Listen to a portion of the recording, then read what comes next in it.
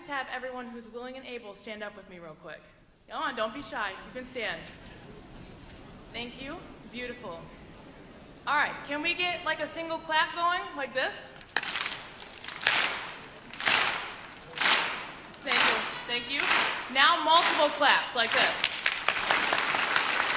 Oh, thank you.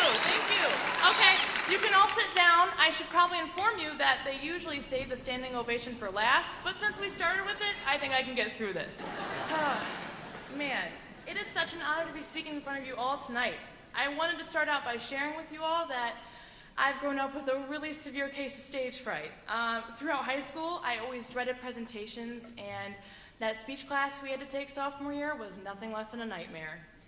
Matter of fact, if someone 4 years ago were to tell me that I'd be standing in front of this auditorium right now, I would have laughed hysterically and told them that they'd seen the wrong 6'1", crazy, brown-haired girl. But here I am. So I wanted you all to think about that. Why is it that I grew up with such a huge fear, yet I'm standing here facing it right now? The answer, my friends, is something I call barriers.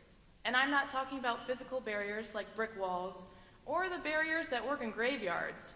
I'm talking about the mental barriers that we ourselves build inside of our minds. These mental barriers can keep us from reaching our full potential. They can keep us from learning, adventure. They can keep us from truly living. Throughout our lives, we constantly run into obstacles, each one somehow proving to be tougher than the last. And when facing these situations, many times we begin to tell ourselves that the problem is just too hard to face, and sometimes it's just too impossible. But in reality, you can do it. You always can. So tonight, I thought it would be beneficial for me to share with all of you the two major ways to break down these barriers. The first and strongest barrier breaker is attitude. And I know it's so cliche to say that attitude is one of the only things that we can control, but it's true. You have the ability to change how you see the world around you and how you take on each problem. A wise man by the name of Captain Jack Sparrow once said, "The problem is not the problem is your attitude about the problem." And although this quote is extremely repetitive and kind of confusing, it makes a whole lot of sense. Before you start second-guessing yourself and complaining about a problem, be sure to take a step back, take a deep breath, and see how much farther you can get with a new mindset. Peace be with you.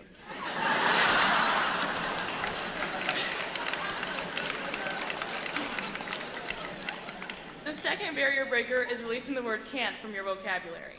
This word has been ruining our world for centuries. It drains us of motivation, it crushes our dreams, and it deprives us of hope. How hard have you really tried something even remotely complicated before muttering the words, "I can't"? I wanted to do some analyzing. Can't is the shortened word of cannot. And I don't know if you know this, but the first part of that is can, the second part is not. But I want to assume that the person who created this word got a little lazy and forgot a letter K, as in K-N-O-T. And that type of knot is something that we tie into a rope. And then a rope is something that we use to tie together broken pieces. So when you feel like your life is broken and falling apart, before you even say, "I can't fix this," say that you cannot, right? All right, if that still confuses you, it's fine. I made it up completely, so yeah. Just remember what I was saying before. Can't is only a figment of our imagination. It's amazing of all the things that you can do when you stop telling yourself of all the things that you can't. You are as capable as your mind tells you that you are. Overall, if there's one thing I want you to remember from this speech, it's this. When you start building those mental barriers for yourself, push. Push a little bit longer for a little bit farther, and before you know it, you're through that self-built barrier, and you're farther than you ever thought that you could go. The only thing that can truly stop you from doing what you want is you. Class of 2015, never limit yourself from the possibility that life hands you. Break the barriers, and no matter what happened about a week ago, take on life with a smile and hit that nay-nay when you're feeling down. Live life your way, follow your dreams, and always believe in yourself.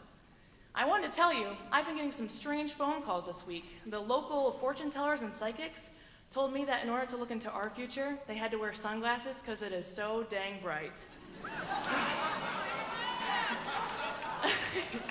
Oh my gosh, guys. I can't wait to see what we whip up in our future. You know what I'm saying?